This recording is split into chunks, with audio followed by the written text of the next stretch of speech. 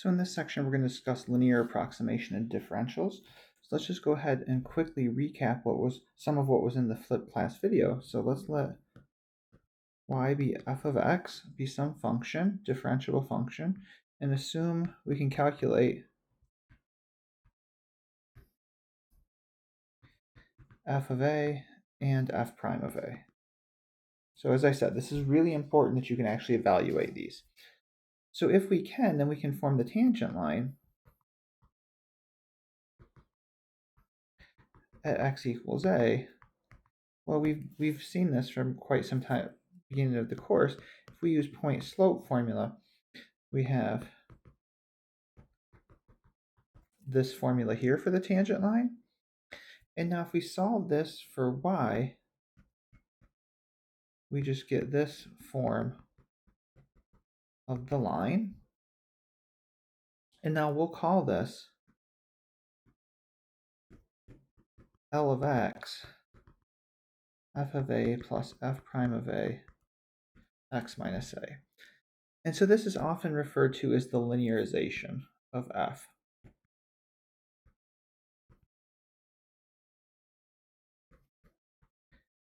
At a.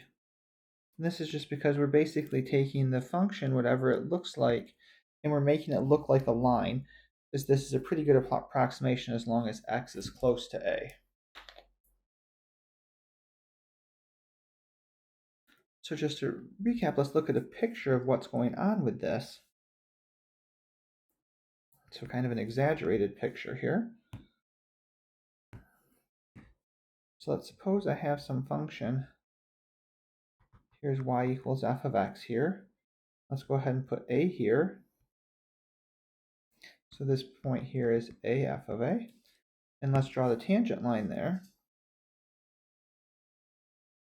So this is the function y equals L of x.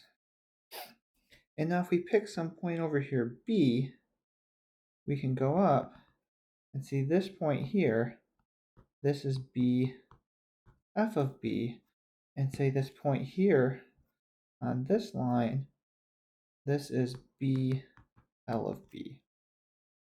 And the point is if b is close to a, then L of b is fairly close to f of b. So if b is close to a, then L of b, well, let's write it as f of b, is approximately L of b.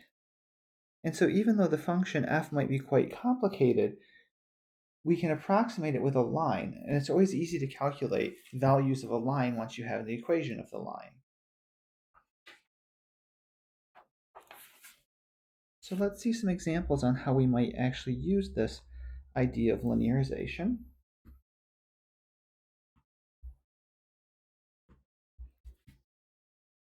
So let's suppose we want to approximate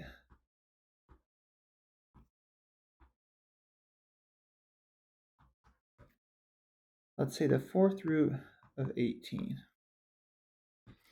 Now the idea is first we need to come up with a function whose value will give us this.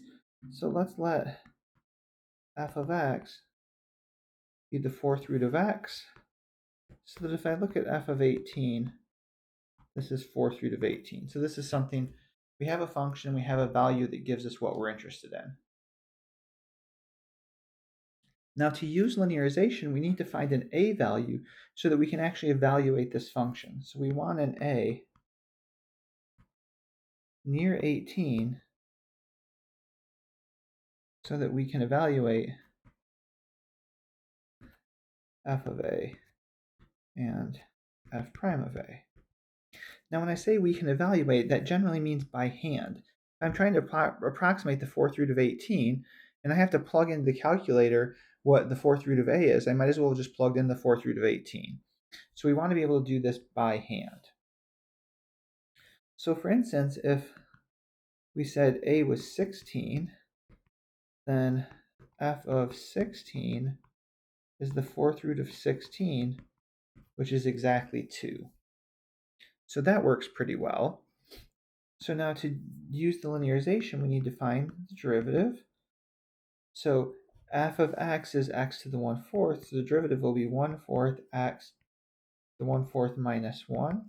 So this is 1/4 x to the minus 3/4, which we could write as 1/4 times x to the 3/4. So now if I evaluate this at 16, I have 1/4 and I have 1/16. And let's write this to the 1/4. And then that whole thing cubed. This is 1/4. And then we just saw 16 to the 1/4 is 2. So this is 2 cubed. So this just becomes 1/32. Now once we have those values, we have f of a and we have f prime of a. We know L of x is f of 16 plus f prime of 16, x minus 16. It's really important here. Remember, we're plugging in the values for a here. Even though we're interested in what's happening at 18, we're using a here for this part to find the linearization. So this is going to be 2 plus 1/32 x minus 16. And now we'll go ahead and use the fact then that f of 18 is approximately L of 18. Remember, this is 4th root of 18, is what we're interested in. And this is 2 plus 1/32, 18 minus 16. So this is 2 plus 1/16, which is 33/16, which is 2.0625. So that's our approximation. So the linear approximation, or the tangent line approximation, says that this is about 2.625. And now just to check if this is reasonable, if we plug, let's say we plug 4th root of 18 into the calculator, or really just your phone, we get that 4th root of 18 is approximately 2.0598. So it's not too far off there. So pretty good approximation just using the tangent line, which was very easy to do. Your calculator uses a little bit more sophisticated tools to get this, which we might talk about later in the semester.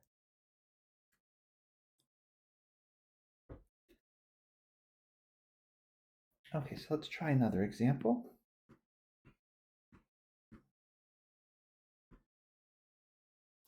So for the first part, let's show that if I have this function 1 plus x raised to the k, let's show this is approximately 1 plus kx for any values of x near 0. So this might look like nothing we've done before, but if we notice here on the right-hand side there, that right-hand side is a line. So let's try using the tangent line for this. So let's set f of x to be 1 plus x to the k. And notice we're saying x near 0, so that says let's take a to be 0. So if I do that, I can see f of 0 is just 1 plus 0 to the k, which is just 1. F prime of x is k, 1 plus x to the k minus 1. And then using chain rule, it's the derivative of 1 plus x, which is just 1. So then f prime of 0 is just k. So my tangent line is 1 plus k times x minus 0, which is 1 plus kx. So in particular, we have f of x is approximately L of x, which is 1 plus kx, which is exactly what we were trying to show.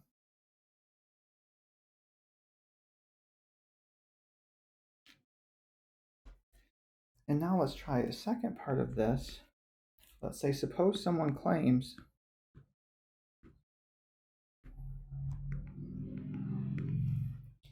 that the square root of 1.1 is approximately 1.05. So let's say, without using a calculator,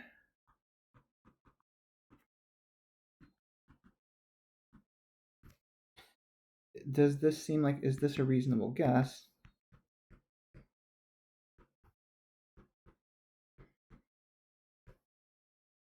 And is the actual value above or below 1.05. So 2 questions for us to answer here with this.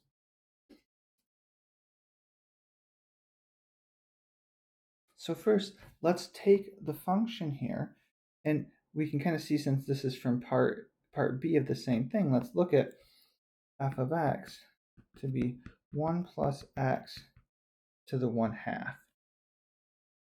And so then what we're looking at is f of 0.1, because this would be 1.1 to the 1/2, which is square root of 1.1. Now our tangent line approximation here says f of x is 1 plus x to 1/2. This is approximately L of x, which we just calculated above, should be this. So that means f of 0.1, which is square root of 1.1,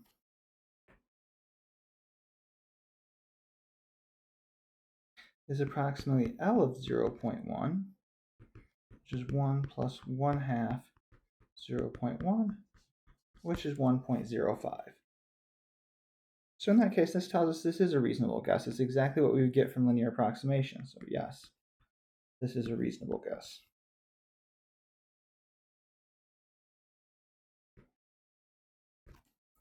And now we want to determine, is the actual value greater or less than? Well, let's go ahead and take a graph here to see what's going on. So let's start by graphing our function. Remember, f of x is 1 plus x to the 1/2. So that means we've just shifted the square root of x graph to the left by 1.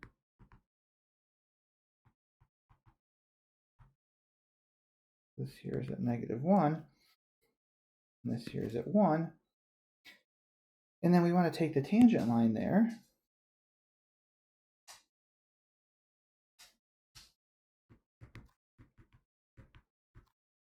Is this line. And now notice, if we're looking at what the values are, if we're over here at 0.1, this is the actual value. This is square root of 1.1. I'm a huge fan of that color. And then up here is the tangent line approximation. So this was the 1.05. And so we can see 1.05 actually is bigger than square root of 1.1. So it's a good approximation, but we can see from the graph it's a little bit bigger than what the actual square root is.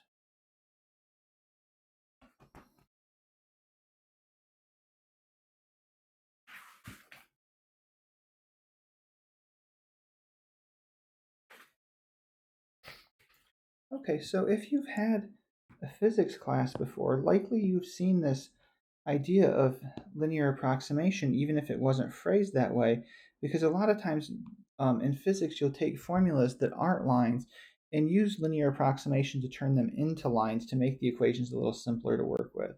So we're going to go ahead and see how this works for a couple of examples.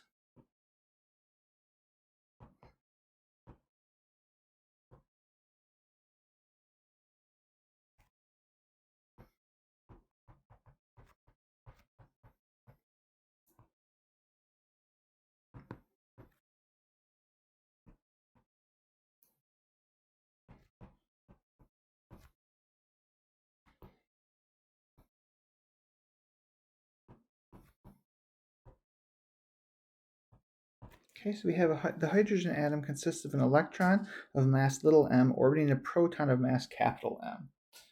And here we have the capital M is much larger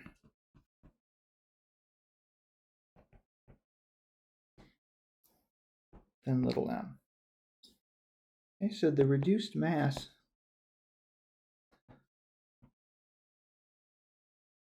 say mu of the hydrogen atom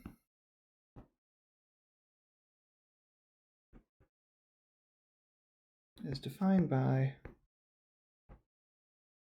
mu is m times capital M over little m plus capital M.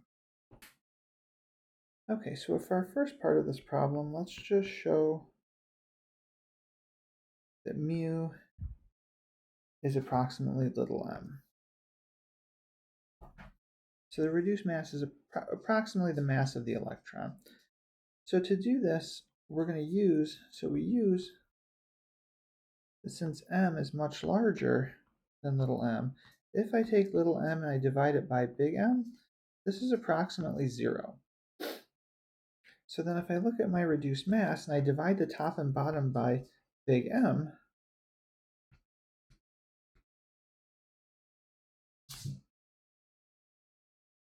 well, on the top I'll be left with only little m, and on the bottom I'm going to get little m over big M plus 1, and since this is approximately 0, I get this is approximately little m.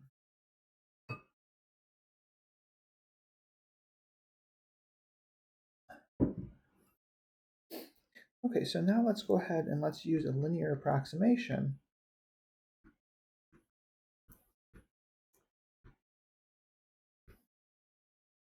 to get a better estimate.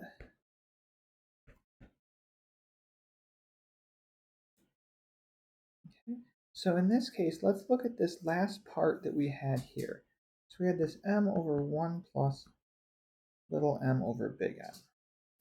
So this term here, this little m over big M, we said that's approximately 0.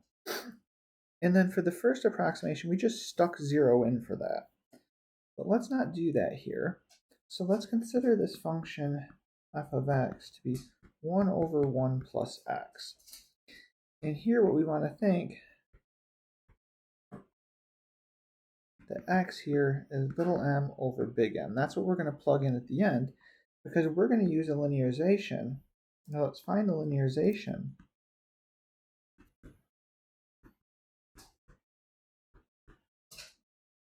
of f of x with a being equal to 0. So notice that means that this x that we're choosing, that we're interested in, is close to our a, so this works just fine. So notice that my mu, when we get all said and done, this mu being 1 over m over 1 plus m, this is m times f of little m over big M.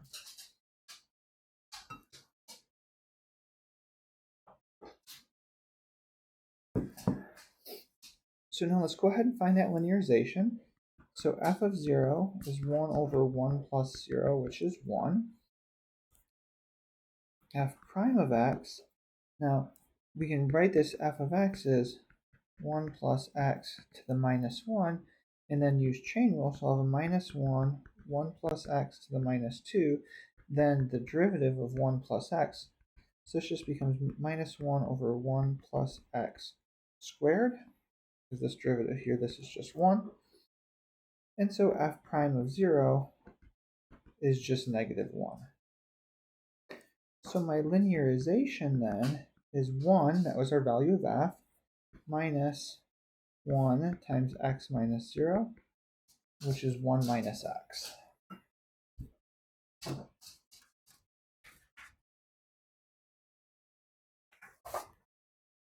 So now, if we use this for the reduced mass, like we said here in this star, we can say the reduced mass, which was m times f of little m over big M, is approximately m times L little m over big M, which is m, and then L here is 1 minus m over big M.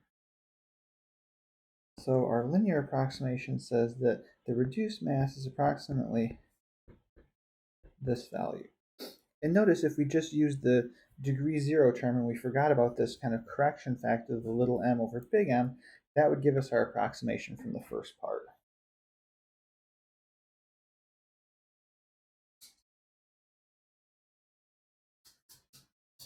So one last part of this problem then, let's see how much this actually helps us.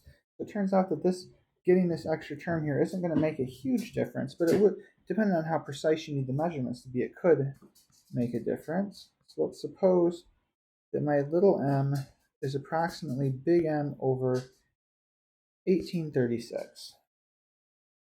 So let's say what percentage does the estimate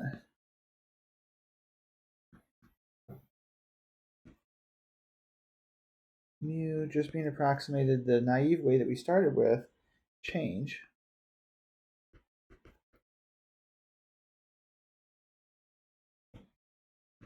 We use the linear approximation instead.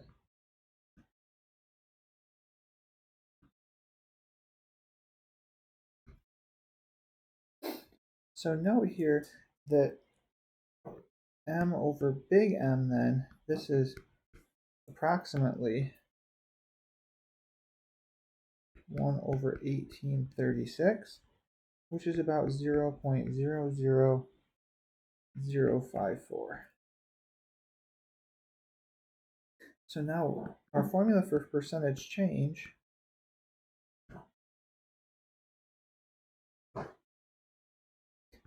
is the new value minus the old value divided by the old value, and this whole thing times 100 to turn it into a percentage. So for us, this is the new value minus the old value over the old value times 100. And notice the m's cancel here, so this is just 1 minus little m over big M times 100. And so this is approximately negative, oh sorry, I wrote this down wrong. Let's see, so let's be a little more careful here. So if I cancel these off, I get 1 minus little m over big M. And then I have the minus 1 because we cancel the m from both of those. This is just minus little m over big M. This is all times 100. So this is approximately negative 0.054%.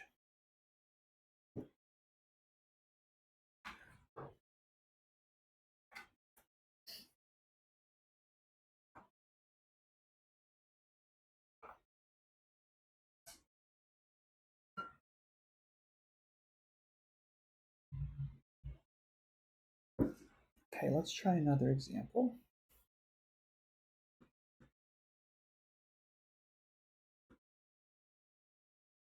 So let's let g be acceleration due to gravity.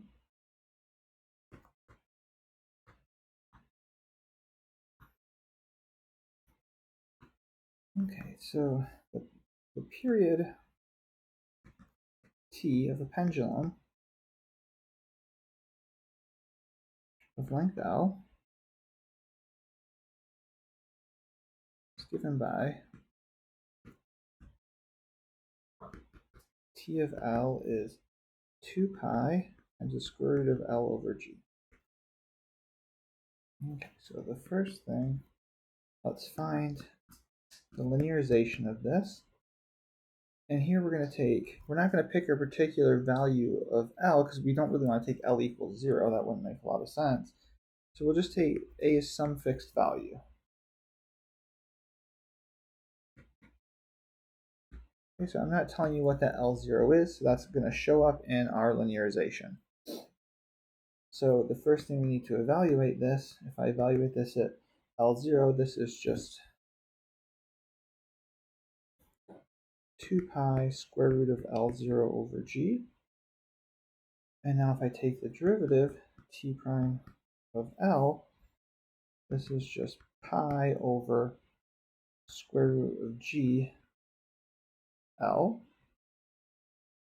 And so t prime of L0 is pi over square root of g L0. Right, so just keep in mind this is, you can think of this as 2 pi over square root of g and then square root of L. So when I take the derivative of that, I bring the 1/2 down, that'll get rid of the 2, and I get a negative 1/2 in the power. So my linearization here is the value here of the function, so 2 pi square root of L0 over g plus pi over square root of g L0 L minus L0.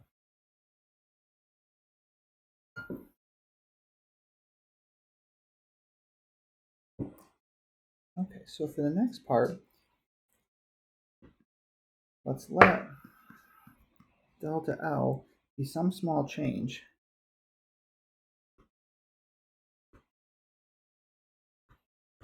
in the length of the pendulum.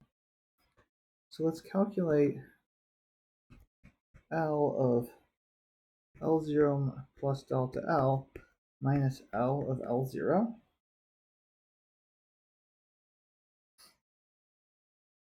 And so this is approximate.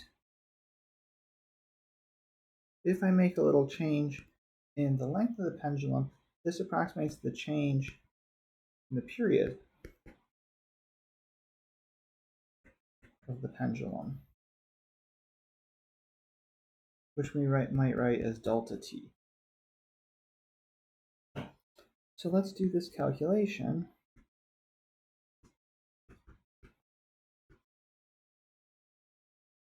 So if we do this, this is the 2 pi square root of L0 over G plus pi square root of G L0, and then I have L0 plus delta L minus L0.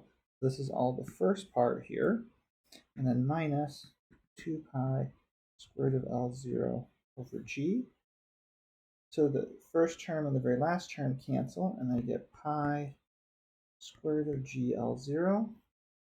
And then notice those L0s cancel, so I just get a delta L left over. And then we can write this back in terms of the original formula if we would like. So I can make this 2 pi over square root of G 2 L0 delta L. And then I can put a square root of delta L in there as well. So I have a 2 pi square root of L0 over 2 square root of G L0 delta L. And then notice the pieces of this become our original function. So those pieces there become the original function, and this is just t of L0 over 2 L0 delta L.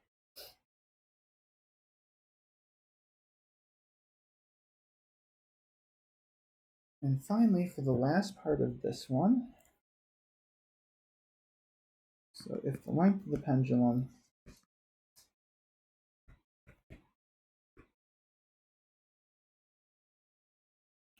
increases by 2%,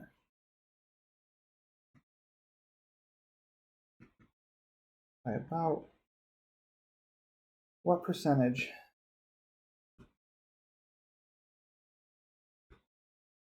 does the period change?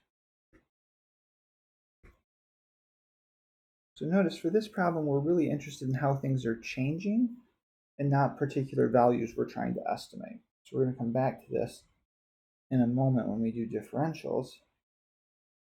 So this percentage change for the period, so this should be the t new minus the t old over the t old, and then of course times 100 if we're looking at percentage change.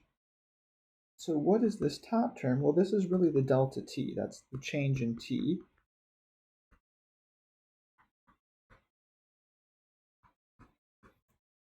And now we just said that this is approximated by L of L0 plus delta L minus L of L0, and put T old here times 100. And this is the reason in the last part we might not have thought to go ahead and put this in terms of T here like this, but this is why we do this, because now I can rewrite this as this is T of L0, and then what do we have with it? We had it over 2L0 delta L, and then the bottom here I have the T old, which is just T of L0 all times 100.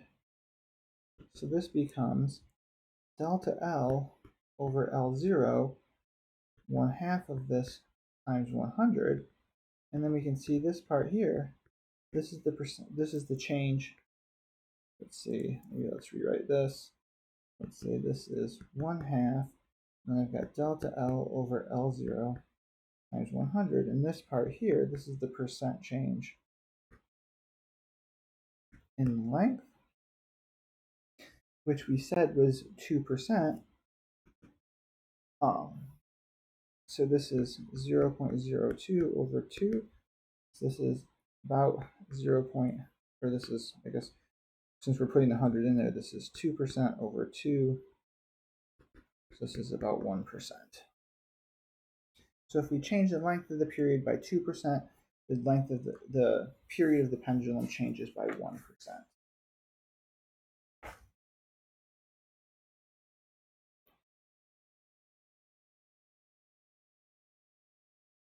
Now this type of problem, where we weren't interested in approximating a particular value, we were interested in seeing how one variable changes if the other variable changes, we can actually handle this a little bit better if we use differentials.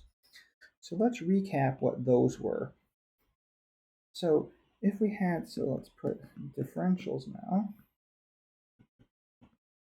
So let's suppose I have some function y equals f of x. Now, and suppose we have two values, x equals a and x equals b. So my delta y is the exact change in y. So this is going to be f of b minus f of a.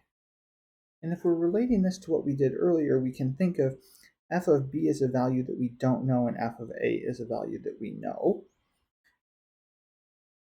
And so we might like to actually calculate these. So let's say that b here is a plus delta x, or some little change in x.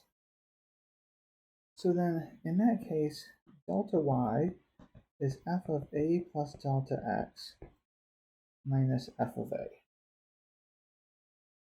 And now I know the linearization of f at a is f of a plus f prime of a x minus a. So that means if I look at f of a plus delta x, this is approximately L of a plus delta x. And we can evaluate that. That's f of a plus f prime of a, and then I have a plus delta x minus a. So this is f of a plus f prime of a delta x.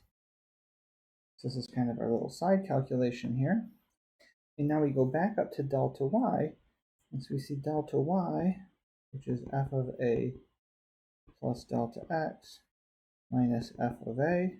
This is approximately f of a plus f prime of a delta x minus f of a, or f prime of a delta x. So let's go ahead.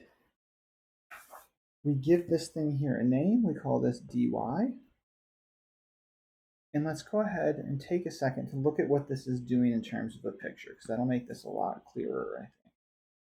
Now that we've done the calculation, let's see what was it that we actually just calculated in terms of the geometry of what's going on.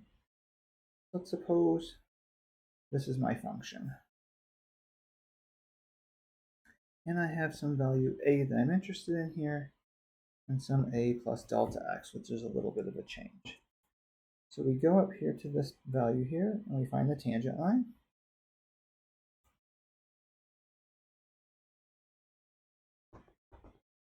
That's this value.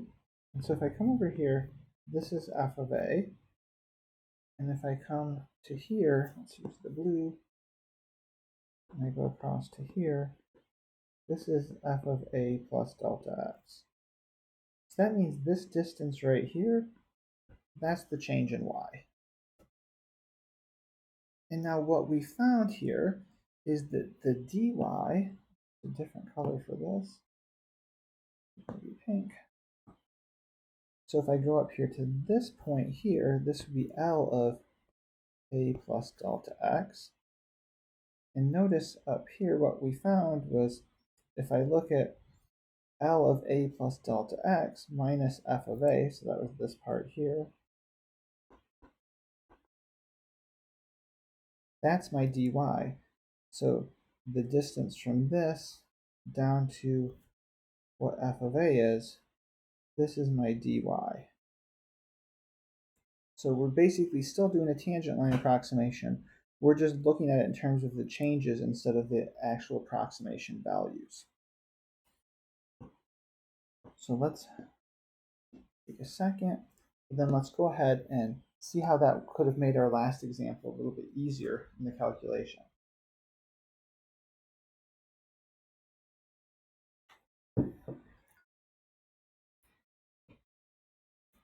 So let's recall we had t of L was 2 pi square root of L over G. And we wanted to approximate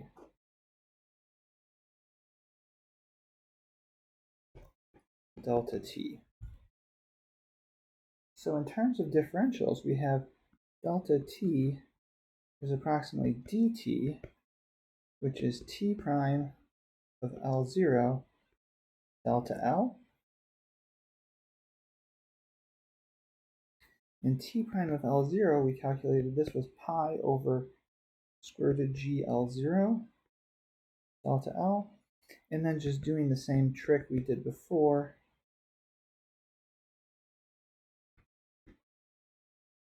just inserting a square root of L and a 2 on the top and the bottom, this becomes t L0 over 2 L0 delta L.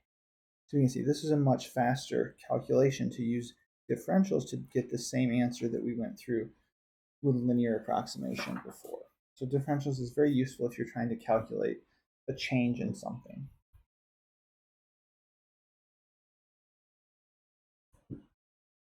We can also use differentials to estimate area or estimate errors. So let's try one example of that.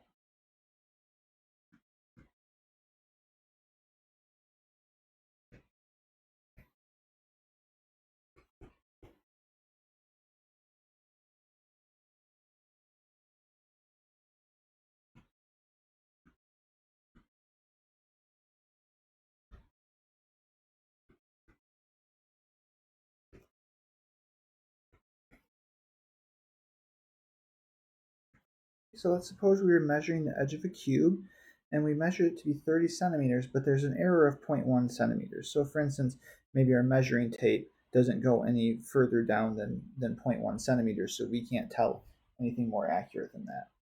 So let's use differentials to estimate the maximum possible error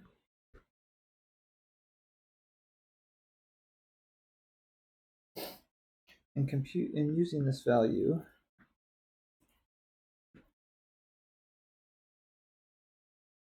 to compute the area or the volume.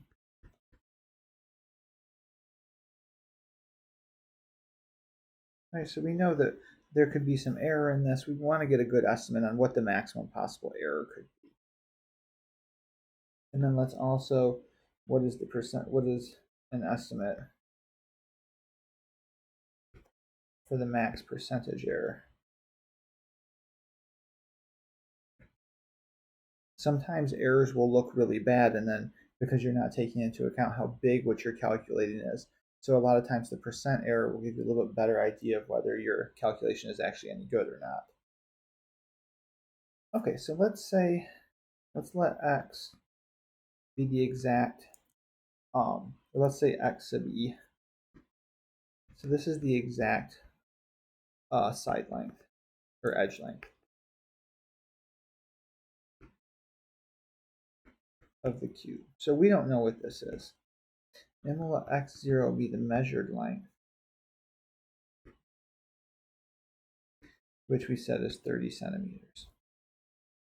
So since we have a maximum error, I can say delta x, say this is xe minus x0, so the change between the exact length and the measured length.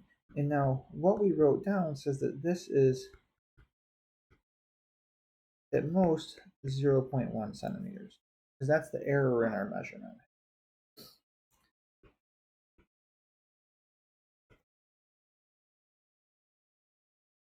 We always use absolute values when we're going to go ahead and estimate maximum errors, because otherwise you can sometimes have something where you overestimate one thing, underestimate another, and if you don't take the signs out of it, then they cancel out. But you don't want that to happen when we're measuring maximum possible errors. You don't want to consider errors canceling. Okay, so let's say the volume of our cube, well, this is Vx, which we'll say is x cubed, where x is the side length of any box. So then the error in volume should be V of Ex minus V of x0. Well, this is delta V. We know this is approximately, delta V is approximately dV. And now dV, we take the derivative of the volume and plug in x0.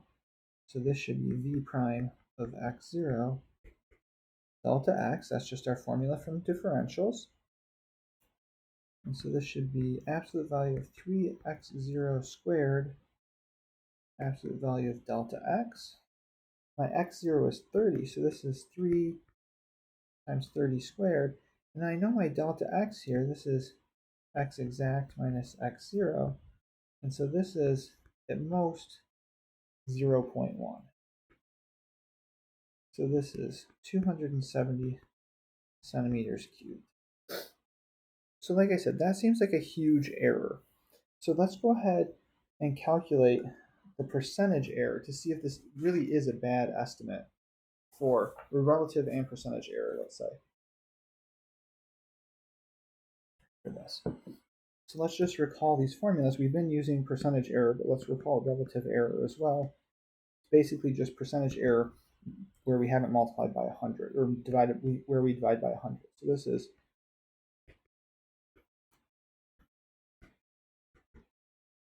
so that's just this value. So notice this is delta V over V of x0, and we said this is about dV over V of x0.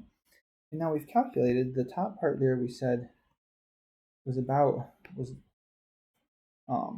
let's say is about 270, and the bottom is just 30 cubed. And so if we do all that out, we get 0.1. And then the percent of error is just multiplied by 100 to get a percentage.